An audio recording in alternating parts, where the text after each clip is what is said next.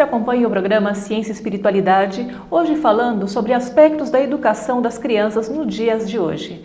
Bom, doutor Américo, comentamos sobre várias questões, né, sobre a educação como limites, autoridade, respeito, mas as crianças hoje, elas estão acompanhando em maior escala a separação dos pais. O quanto que isso influi na personalidade delas?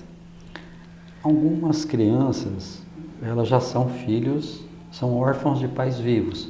Então, você tem algumas onde o casal, vamos dizer, não se entende, o ambiente familiar é inadequado, é um problema para a criança. E no problema das separações, hoje nós vivemos uma situação singular, onde a criança, vamos dizer, houve uma separação, a mãe fica com 2 filhos, o outro que vai, vamos dizer assim, conviver, traz mais 1 ou 2, e é uma situação que acaba sendo complicada, mas eu acho que às vezes há um ajuste melhor do que aqueles casais onde há muita briga, muita discussão, desentendimento.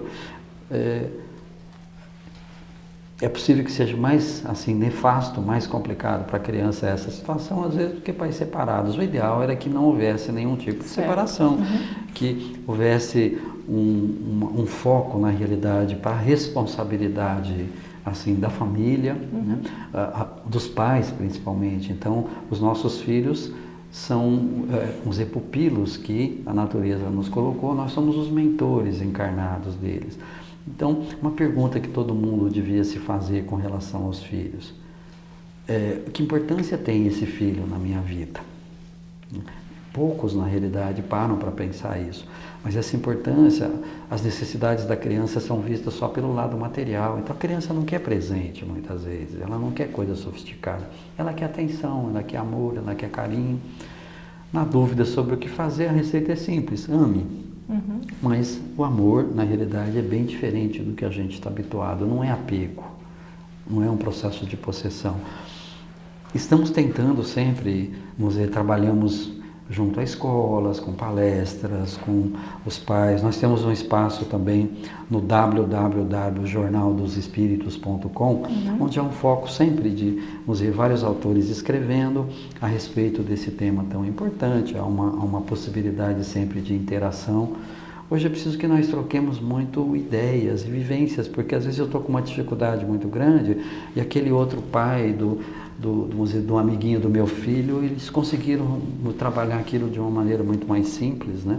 Então é preciso que nós tenhamos consciência de que nós estamos precisando de ajuda, de cooperar uns com os outros. Bom, e como escritora, né, você também colabora bastante, né, com o Jornal dos Espíritos, né, cuja a página eletrônica, né, você acabou de passar agora, www.jornaldosespíritos.com, sem o BR. Sem o BR.com. Bom, há alguns conceitos, né, que já são antigos, né, que o Mestre Jesus já nos passava, como amor, perdão, né, a própria reforma íntima, são pontos chaves essenciais, né, para uma educação com base, com valor, né? Como que você consegue transmitir esses conceitos nas suas palestras e até mesmo para os seus pacientes? Eu sempre tento mostrar que o foco ficou muito forte na parte física. Eu vejo, por exemplo, nas famílias que eu atendo, há uma preocupação imensa com relação à febre, amidalite, pneumonia, enfim, doenças físicas, e há quase nada de preocupação com os distúrbios de comportamento, as características do espírito. Então, não se faz o diagnóstico de intolerância, de impaciência, de inveja, de agressividade. São as doenças da alma. Da alma, são tão mais importantes do que as doenças do corpo, como o mestre nos colocou: cuidar do corpo e do espírito. Nós não estamos cuidando bem nem de uma coisa nem de outra, então precisaria... A vacina ético-moral seria, vamos dizer assim, o tratamento eficaz para as doenças da alma. E a gente se preocupa só exatamente com a parte física, mas aos poucos nós temos conseguido, com algumas famílias, grandes transformações, umas mais, outras menos, mas é um trabalho que às vezes gratifica, às vezes a gente se entristece, porque as coisas poderiam ser diferentes, mas é preciso que vamos dizer, nós tenhamos o nosso próprio discurso. Muitas vezes nós não conseguimos colocar em prática como deveríamos. Então, algumas pessoas já têm um potencial da força da vontade muito desenvolvido. não tem uma diretriz adequada. A hora que você aponta uma diretriz, elas vão muito rápido. Então é preciso que a gente se aceite, mas sempre na tentativa de mudança, de melhora. Eu hoje, amanhã tenta de novo, mas sempre com bom humor. Nós estamos ficando também muito mal. O educar é um longo processo, né? Sim. E os pais veem o educar como um processo sofrido. Tinha que ser uma coisa muito alegre. As crianças são sempre por natureza alegres, elas são engraçadas, né? Então nós precisaríamos mudar o foco da educação. Não é penoso, não é difícil educar os filhos. Na realidade é simples, né? Mas é preciso que a gente não se deixe contaminar por teorias mirabolantes. Certo. É seguir o mestre. O que Jesus colocou é só colocar em prática. Tá certo.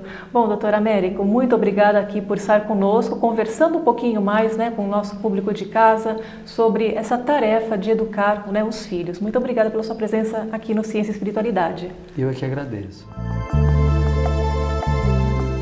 Eu acredito que o mais importante em qualquer relação humana é o respeito. E quando nós estamos diante de uma criança, nós temos que olhar para ela como um espírito que merece o nosso respeito. Nós devemos utilizar da humildade, como nós devemos utilizar da humildade na nossa relação com qualquer outra pessoa. Nós temos que estar atentos de que existem algumas coisas que nós podemos fazer pelo outro. Existem algumas coisas que nós não podemos fazer. Nós temos que estar sempre ligados, prestando atenção no que o outro precisa, para que nós possamos atendê-lo adequadamente. E as crianças são sempre um alvo importante para o educador, de maneira geral, ou para o pai, para a mãe, que está diante de um espírito que está sob sua responsabilidade nessa encarnação. Eu acho que esse assunto merece muita reflexão. E sempre, se nós olharmos sob o ponto de vista da doutrina espírita, trazendo para a nossa relação com os filhos as mesmas bases morais que nós devemos trazer para a nossa relação com as pessoas, com nossos colegas de trabalho, com o irmão, com a esposa, o marido, então nós estaremos no caminho certo para dar uma boa educação. Nós estaremos estabelecendo uma relação de confiança, uma relação estável, segura com os nossos filhos. E aí sim, eles nos respeitarão porque nós os respeitamos e não porque eles terão medo de nós. Eu espero que o Ciência e Espiritualidade de hoje tenha trazido contribuições para o seu pensamento espírita, para a aplicação deste pensamento no seu dia a dia. E espero também poder contar com a sua presença no próximo Ciência e Espiritualidade. Até lá!